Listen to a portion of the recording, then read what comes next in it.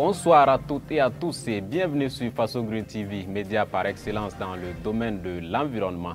Vous êtes au journal dont voici les titres. Rappelez-vous, le 21 août dernier, la coalition de veille sur les activités biotechnologiques était montée au créneau pour protester contre un deuxième lâcher de moustiques fait par le projet Target Malaria. Eh bien, juste le lendemain 22 août, le gouvernement burkinabé, à travers le ministère de l'Enseignement supérieur, de la Recherche et de l'Innovation, dans un communiqué, annonçait la suspension des activités du projet. Suite à cette décision, nous sommes allés à la rencontre de Lucien Silga, porte-parole de la coalition. Il salue une décision de suspension qui arrive à point nommé. Voilà, c'était le sommaire une fois de plus. Bonsoir et bienvenue. Je vous l'annonçais à l'instant, le 21 août dernier, la coalition de veille sur les activités biotechnologiques était face à la presse pour condamner un deuxième lâcher de moustiques fait par le projet Target Malaria le 11 août dernier dans la région du Guirico. Juste le lendemain de cette conférence de presse, le ministère en charge de la Recherche et de l'Innovation a fait sortir un communiqué qui suspend les activités du projet. Tout naturellement, nous sommes répartis entendre la coalition à travers son porte-parole qui exprime toute sa satisfaction suite à cette décision. Compte rendu d'entretien signé Bernardine Ouedraogo et Colette Ilboudo. Dans un communiqué en date du 22 août 2025, le ministère de l'Enseignement supérieur, de la Recherche et de l'Innovation annonçait la suspension des activités du projet Target Malaria sur toute l'étendue du territoire national. Décision qui intervient au lendemain de la sortie de la coalition de veille sur les activités biotechnologiques qui condamnait fermement le lâcher de moustiques effectué le 11 août dernier par le dit projet dans le village de Surukudian, province du Houé. Cette annonce suscite une grande satisfaction chez les membres de la coalition. Nous avons accueilli ce communiqué-là avec beaucoup vraiment de soulagement, avec beaucoup d'humilité, et nous nous sommes réjouis qu'enfin le gouvernement ait pris la décision d'arrêter les activités de ce projet. Cela fait maintenant plusieurs années que la coalition se bat afin d'emmener le gouvernement burkinabé à avoir un regard sur cette expérience menée par le projet Target Malaria. Cette décision de suspendre les activités du projet représente ainsi aux yeux de la coalition une reconnaissance des nombreuses inquiétudes soulevées par la société civile, les défenseurs de l'environnement sur les dangers du lâcher de moustiques dans la nature.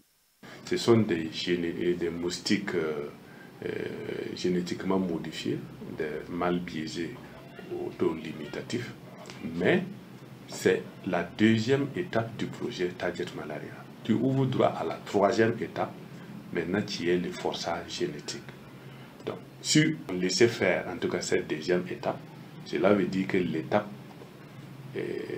dernière, la troisième étape, allait avoir forcément lieu. Et donc, nos sorties visaient vraiment à faire arrêter cette expérience qui n'a pas encore été vécue nulle part au monde. La suspension des activités du projet relance la réflexion sur le lien entre l'être humain et la nature et à la coalition de soutenir sa thèse selon laquelle la disparition brutale des moustiques pourrait causer un déséquilibre écologique.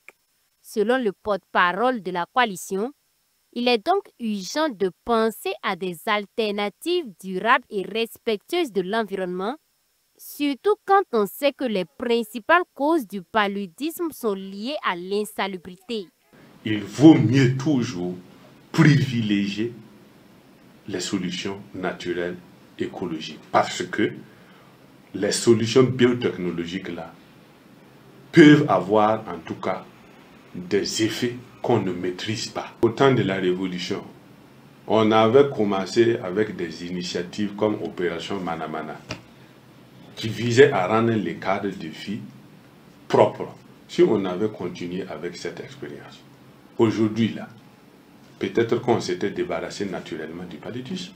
La CVAB entend dans les jours à venir échanger avec les autorités compétentes sur la question. Cependant, Elle prévoit de prendre attache avec le ministère en charge de la recherche et celui en charge de la santé afin de leur faire part de ses inquiétudes par rapport à ce projet. Elle appelle également à un débat public pour que la population puisse s'informer et participer aux prises de décision qui concernent sa santé et son environnement. Parlons offensive agro-pastorale et halieutique à présent et nous prenons la direction de Soum dans la commune de Nanoro, région du Nando. 150 tonnes, c'est la quantité de poissons local attendue au barrage de cette localité dans le cadre de la technique de production halieutique en cage flottante. Une quarantaine de producteurs piscicoles appuyés techniquement par la Direction générale des ressources halieutiques veulent ainsi contribuer à réduire les importations du pays en production halieutique. Souleymane Ouedraogo pour les détails. Dans le cadre de l'offensive agro-pastorale et halieutique, le gouvernement burkinabé, à travers le ministère en charge des ressources animales et halieutiques, intensifie la production halieutique en cage flottante. Après le barrage de Samandeni, de Bagré ou encore de Tanguay à Ouagadougou, pour ne citer que cela, le barrage de Soum dans le Nando vient renforcer les capacités de production piscicole du pays. Grâce au soutien du département d'Ismaël Sombier, une quarantaine de producteurs de poissons exploitent les eaux du barrage à des fins de production à la hauteur des objectifs qui leur sont assignés. Avec l'initiative de l'OAPH, qui est l'offensive agro-pastorale et halieutique, et dans sa composante halieutique, donc, il y a eu la vulgarisation des cages flottantes. Et le site donc, a été choisi après celui de Samandeni-Bagré. C'est le troisième plus grand site donc, pour la production de poissons. L'objectif de l'OAPH, c'est, comme on l'a dit, c'est de réduire de moitié donc, les importations de poissons. Et l'objectif de l'OAPH, c'est donc de pouvoir produire 100 000 tonnes de poissons. Avec une importation nationale estimée à 200 000 tonnes de poissons par an, l'offensive agro-pastorale et halieutique affiche une ambition de production nationale de 100 000 tonnes, soit la moitié des importations du pays. Une réduction de la dépendance du pays en produits halieutiques qui s'opère à travers la vulgarisation des techniques de production en cage flottante sur plusieurs barrages, dont celui de Soum dans la commune de Nanoro. Concrètement, nous avons en gros 40 producteurs qui sont installés sur ce barrage, avec environ 80 cages qui sont sur ce cycle-là pour le moment. Actuellement, nous avons plus d'une cinquantaine de cages qui ont été empoisonnées.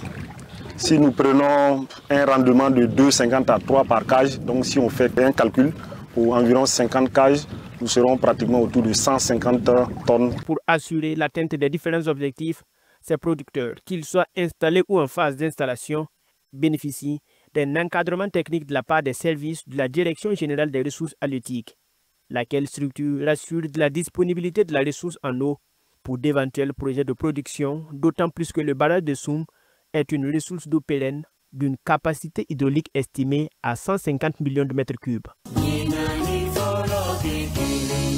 Pour la production piscicole, il faut bien que l'eau soit disponible et pour que l'eau soit disponible, il faut préserver les ressources en eau.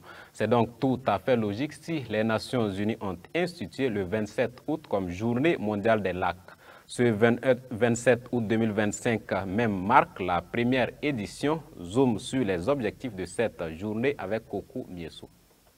Le 27 août 2025 est une date marquante avec la première célébration officielle de la Journée mondiale des lacs instituée par l'Assemblée générale des Nations unies en décembre 2024. Cette journée vise à mettre en valeur l'importance des lacs, des écosystèmes vitaux qui représentent environ 3% de la surface terrestre et son impact pour l'humanité et la biodiversité. Les lacs fournissent de l'eau douce à des millions de personnes, abritent une biodiversité riche, influent sur le climat local et soutiennent des activités économiques telles que la pêche, l'agriculture et le tourisme. Cependant, ils font face à de sérieuses menaces telles que la pollution, la surpêche, le changement climatique et la déforestation. La qualité de l'eau se dégrade, les niveaux d'eau baissent et la diversité biologique locale diminue. Face à cela, les Nations unies soulignent l'importance d'une gestion durable des lacs pour protéger à la fois ces écosystèmes et les modes de vie des populations qui en dépendent.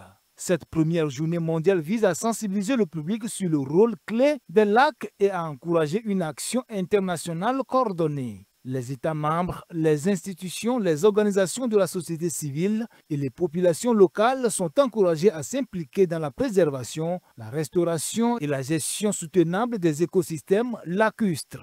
À travers le monde, divers événements éducatifs, campagnes de nettoyage et initiatives visant à mettre en valeur les lacs et leur patrimoine naturel sont organisées. Ces actions soulignent l'importance d'agir collectivement pour assurer un avenir durable. En cette première journée mondiale des lacs, le message est clair: protéger ces écosystèmes, c'est garantir la vie sur Terre, préserver la qualité de l'eau, promouvoir la biodiversité et renforcer la capacité à faire face aux changements environnementaux. Formation des chargés de communication du ministère en charge de l'environnement, lutte contre l'importation illégale de produits d'origine animale et action citoyenne à Koukienga. Voici résumé le contenu du tour d'horizon de ce 27 août 2025. Commentaire signé Sarah Bougouma. Bienvenue dans la région du Nazinon au Burkina Faso où les habitants du village de Koukienga réunis autour de leur chef coutumier ont misé sur l'autocapacité et la solidarité. En effet, ils ont conçu et construit un pont de leurs propres mains. Un pont de franchissement matériaux définitif pour désenclaver leur village ainsi que 7 autres localités environnantes. Au-delà d'une simple infrastructure, ce pont représente un acte de citoyenneté active, un exemple concret de ce que peuvent accomplir les communautés locales lorsqu'elles croient en leur propre force. De la région du Nazinon, nous prenons la direction à présent de Bobo-Dioulasso, chef-lieu de Guirigo, où du 26 au 30 août 2025, la direction de la communication et des relations presse du ministère en charge de l'environnement organise une formation au profit des chargés de communication du dit ministère. 5 jours de formation qui permettront de mettre au point une feuille de route dans la perspective de donner de la visibilité aux actions du département afin de contribuer activement au changement durable de comportement des populations en faveur de la protection, la restauration et la préservation de l'environnement. Placé sous le thème mise en œuvre de la stratégie de communication du ministère de l'Environnement, de l'eau et de l'assainissement, quelle synergie d'action entre les acteurs pour une communication cohérente, efficace et proactive. Cette session a été présidée par Régine Zerbo, chargée de communication de la Direction générale de l'eau potable. Pendant que les chargés de communication du ministère en charge de l'environnement se concertent pour plus de cohérence et d'efficacité, celui en charge des ressources animales intensifie sa mission de lutte contre l'importation illégale de produits d'origine animale qui constituent une menace pour la santé publique et l'élevage local. Ainsi, 88 600 poussins et 1 tonne d'aliments pour volailles ont été saisis et détruits au centre de traitement et de valorisation des déchets de Ouagadougou le 26 août dernier. Provenant d'un pays voisin touché par l'influenza aviaire hautement pathogène et sans aucun document sanitaire, ces produits ont été introduits clandestinement sur le territoire burkinabé. Comme toujours, le ministère invite les populations à rester vigilantes et à signaler toute activité suspecte aux services compétents. Voilà, c'est la fin de cette édition. Merci à vous, chers abonnés de Faso Green TV, de l'avoir suivi. Je vous donne rendez-vous demain, Dieu voulant, pour une nouvelle édition. Portez-vous bien. Au revoir.